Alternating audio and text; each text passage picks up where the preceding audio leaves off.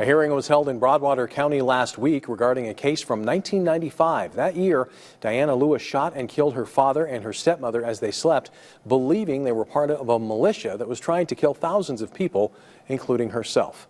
MTN's Allison Kaiser has more on the case and the lives that are still being impacted. 30 years to the month, Diana Lewis shot and killed her dad and stepmom. And just a few days ago, she was back in the very same courtroom she pled guilty in.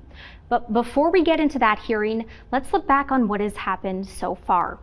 Now, the murders of Peggy Parmalee Lewis and Rob Lewis took place on September 22nd, 1995.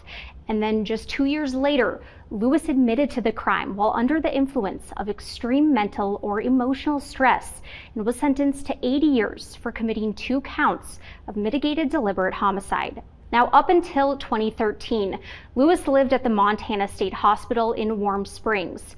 But then that year, a judge ruled for her to be released to a residential care facility in Billings. 3 years after that, her release was revoked for not following her court-ordered requirements.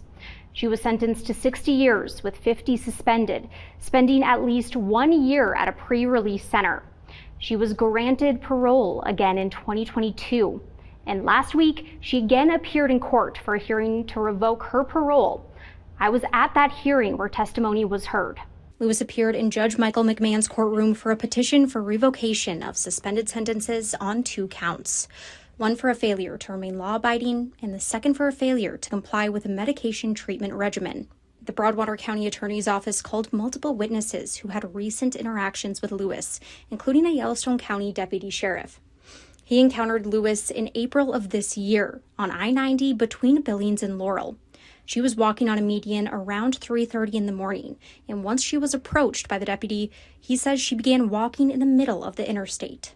She continuously talked about how God loved her and she loved God. She didn't need any assistance from law enforcement, and that basically we were all evil. Detention center staff from 3 different counties also testified. We couldn't trust from minute to minute what she was going to be like. They said she often refused to take her medication, including a mood stabilizer or antipsychotic. Lewis, who was born in the United States, said that she would like to be deported. I don't have to put up with this. I want to go home. I always have wanted to go home. I don't belong here. When do I get to go home? Judge McMahon found that the state proved both counts, not remaining law-abiding and not taking her medication. Lewis's sentencing will be held on November 14th. For those close to the case, hearings like this can take them back to the day of the murder.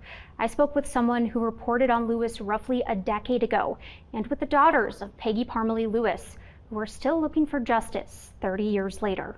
Feels like day one again. Susan Graham and Barb Thomas are the daughters of Peggy Parmalee Lewis and stepdaughters of Rob Lewis. You never left a room without her saying, "I love you." He was a special guy that was just so full of laughter and love. The two are both now older than what their mom and stepdad were at the time of their murders. It's hard to remember Mom and Rob as the persons and not the crime. Another person who has followed the case is Eve Byron, who reported on Lewis's hearings back in the 2010s. When I had called you yesterday and you heard the name Diana Lewis, what was your first thought?